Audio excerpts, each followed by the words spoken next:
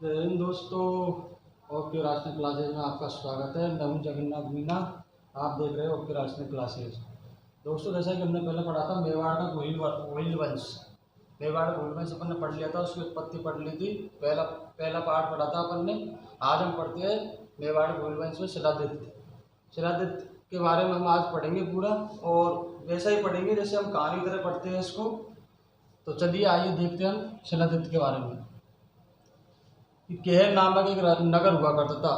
केहर नामक एक नगर हुआ करता था जिसमें देवादित्य नाम का एक ब्राह्मण रहता था।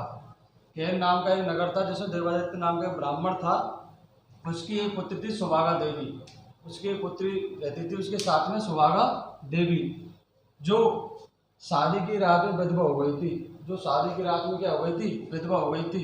और उसी रात ही वो गर्भवती भी हो गई थी। शादी रात में विधवा भी हो गई थी और गर्भवती हो गई थी। क्यों हो गई थी वो? क्योंकि उसके गुरु ने उसको एक बीज मंत्र दिया था उच्चारण करने के लिए। जैसे उसने बीज मंत्र का उच्चारण किया तो उस टाइम जो विधवा थी उसी टाइम उसने बीज मंत्र का उच्चारण किया और वो क्या हो गई? पेट से गर्भवती हो गई। तो जैसे जैसे ये गर्भवती हुई तो समाज में देवदत्त नाम ब्राह्मण को अपमानित महसूस हुई और उसने अपनी बेटी से कहा कि बेटा सुभागा, ऐसा कर, यहाँ पे तो अपना जात पात के बारे में बहुत कुछ बहस चल रही है, इसलिए बेटा यहाँ से आप बाहर चले जाओ। तो सुभागा देवी कहाँ पहुँच गई? बल्लभीपुर पहुँच गई। कहाँ पहुँच गई? बल्लभीपुर। बल्लभीपुर पहुँचने के बाद उसने अपने पुत्र को जन्म दिया जिसका नाम था शिलादित्य। क्या नाम था? शिलादित्य। अपने पुत्र को जन्म दिया और उसका नाम रखा शिलादित्य।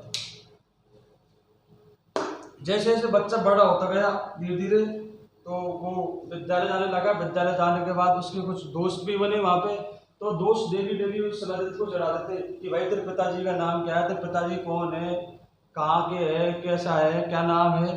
तो शिलादित्य भी घर आके अपनी माँ से बार बार सवाल पूछता था कि माँ मेरे पिताजी कौन है, कैसे है, क्या है।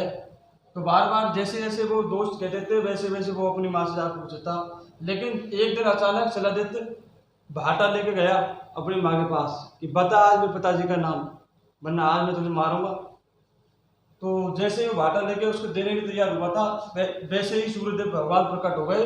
प्रकट होने के बाद सूर्यदेव भगवान ने उसे बताया कि भाई तेरा जो जन्म हुआ है किस टेक्नोलॉजी के साथ हुआ है। उसने सारी उसको घटना बता दी थी और कि तू कैसे कैसे हुआ है और तू अवतार है, तू ऐसे वैसे कुछ नहीं है।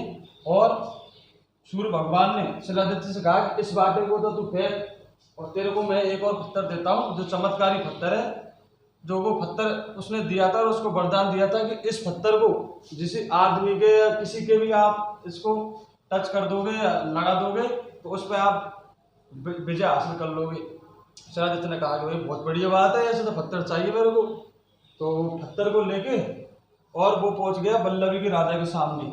और बल्लभीपुर के जो राजा थे उसके उसने जैसे टच किया, उस पत्थर की सहायता से ही उसने बल्लभीपुर पर अपना आधिपत्य स्थापित कर लिया और उसने बल्लभीपुर के राजा को क्या कर दिया? पराजित कर दिया।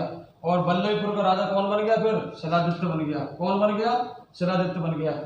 जैसे जैसे कुछ दिन निकलते गए धीरे धीरे तो जो मलेच्छ जाति रहती थी वो मलेच्छ जाति और शिलादित्य दोनों को बीच में डेली डेली मतलब युद्ध हुआ करता था। तो एक दिन उन मलेच्छ जाति और शिलादित्य में युद्ध हुआ। युद्ध होने के बाद में शिलादित्य उस युद्ध में वीरगति को प्राप्त हो गया और मलेच्छ जाति ने बल्लभीपुर को तहस नहस कर दिया, नष्ट नाबूद कर दिया। ठीक है। उसके बाद सभी रानी क्या हो गई? सती हो गई। जैसे बल्लभीपुर का नाश हो गया और शिलादित्य वीरगति प्राप्त हो गया, सभी रानी क्या हो गई? सती हो गई। लेकिन आप बोल रहे हो सर सभी रानी सती हो गई तो एक कैसे बचती है? तो रानी जो पशुपति थी वो उस टाइम क्या थी? गर्भवती थी। तो अपने बच्चे को अच्छा देखने के लिए कि अच्छा बन जाए उसके लिए वो अपने पिताजी जो चंद्रावी के राजा थे वहाँ पे आबू माउंट आबू वहाँ पे जगदम्बा देवी के दर्शन करने के लिए गई थी, इसलिए रानी पुष्पवती बच गई थी और उस टाइम वो गर्भवती थी।